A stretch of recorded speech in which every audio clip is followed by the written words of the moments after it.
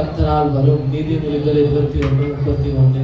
கர்த்தர் தமது ஜனத்துக்கு பெலன் கொடுப்பார். கர்த்தர் தமது ஜனத்துக்கு சமாதானம் அருளி அவர்களை ஆசீர்வதிப்பார். சங்கீதம் 29:11.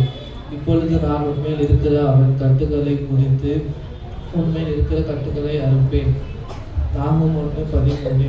கர்த்தர் மேல் பாரத்தை வைத்துவிடு, அவரே உன்னை ஆதரிப்பார். நீதிமானை ஒருபோதும் தள்ளாட விட மாட்டார். சங்கீதம் 55:22. என் கரத்தின் நிழலில் உன்னை மறைக்கிறேன். ஏசாயா 51:16. நீங்கள் திடமனதாய் இருந்து காரியங்களை நடத்துங்கள், உத்தமனுக்கு கர்த்தர் துணை என்றார். சங்கீதம் 19:11.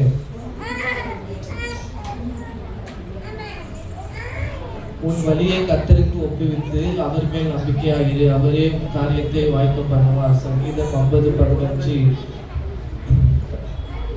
ஆபத்து காலத்தில் என்னை நோக்கி கூப்பிடு, நான் உன்னை விடுவிப்பேன், நீ என்னை மகிமைப்படுத்துவாய். சங்கீதம் 50:15. என் கண்களில் உனக்கு கிருபை கிடைத்தது, நான் உன்னை பேர் சொல்லி அறிந்து அழைத்திருக்கிறேன். யாத்ராகமம் 33:17.